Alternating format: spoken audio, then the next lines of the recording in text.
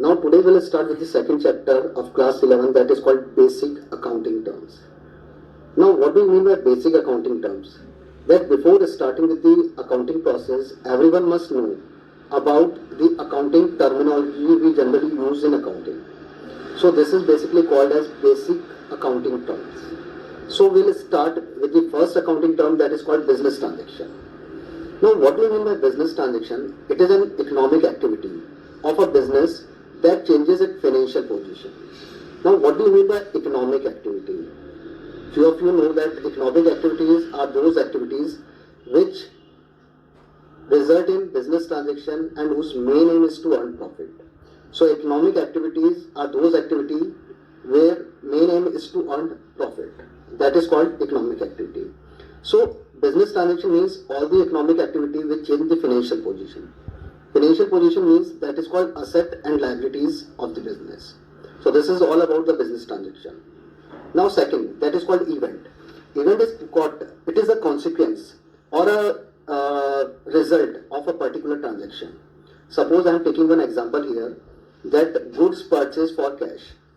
So we are purchasing some goods and we are paying the cash. So the transaction for that particular point, that we are getting goods in return and we are paying in cash. So that is called the consequent and result of transaction. That is called event. So that is clear to everyone that what is event? That is called consequent and the result of a transaction. Now the third one is account. Account means it records all the business transactions related to a particular person and item. Suppose if we are doing a purchase number of time in a year. So if we record all the transactions related to purchase, so that will be considered as an account. Clear? If we record all the transactions related to a particular person, suppose Ram, Sham, Mohan, Sohan. So whatever the persons are there, whatever the transactions are there, if we record all the business transactions, then it will be considered as an account. So in the first slide, we discussed three things. That is called business transaction. That is, it records all the business transaction, which is an economic activity and which change the financial position. Second, we discussed that is an event, that is a consequence or result of any transaction. And third one is account, which record all the information related to a particular person or a particular item. So this is all about the slide number 1. So in this slide, we will discuss about the capital.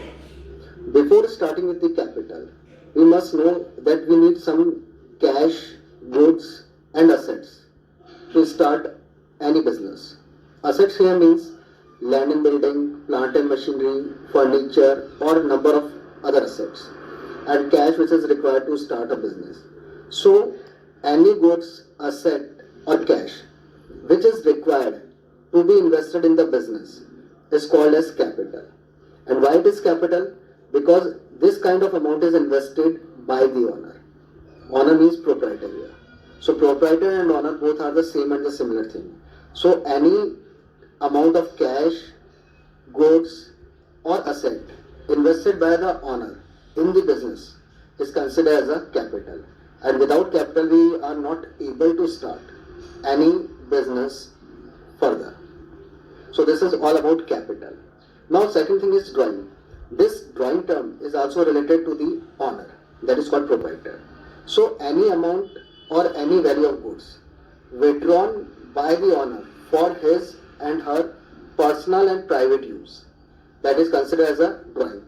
Or any kind of payment, that is private payment of the owner. I am not talking about anyone else, I am talking about the owner only. So any private payment of the owner made out of the business fund, it is considered as a drawing. So drawing is what? That is in nutshell that amount withdrawn by the owner for his and her private use or personal use from the business is called as drawing. So point number 6, that is called liability. Before starting with the liability, everyone must know that every businessman has to make some transaction from the outsiders. The transaction is related to purchase of goods, or we can say payment of any kind of obligation. That is called liability. So liability here means it is the amount which the firm owes to the outsider. It means the amount which the firm has to pay to the outsiders, except the amount of the proprietor. Because the amount which is which has to be paid to the proprietor. It is an internal liability, but the amount which is paid to the outsider, we are talking about to the outsiders. So that is considered as a liability.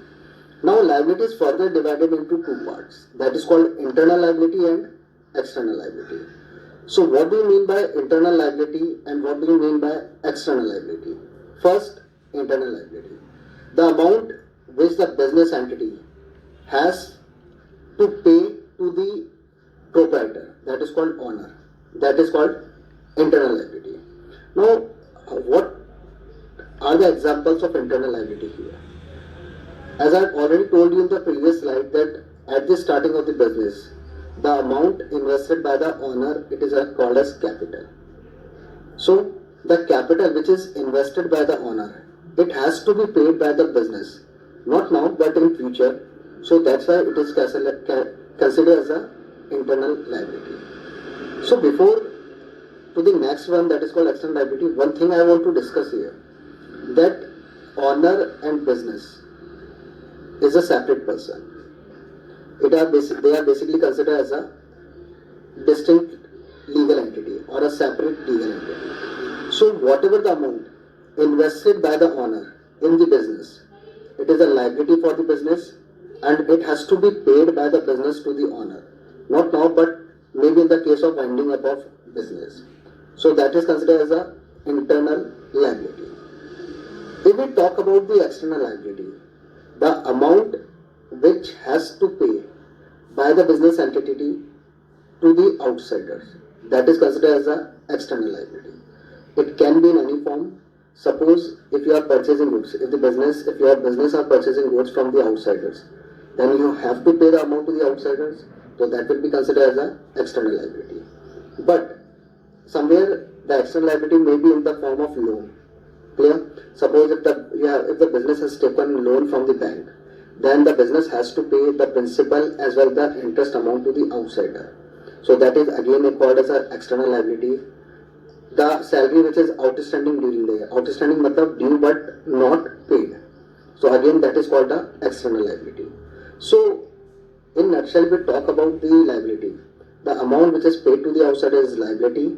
It is further divided into two parts, that is called internal and external liability. Internal, the liability which business has to pay to the owner or a proprietor, that is called internal liability, and the liability which has to be paid by the business entity to the outsider or to any other person other than the owner or proprietor, that is considered as a external liability.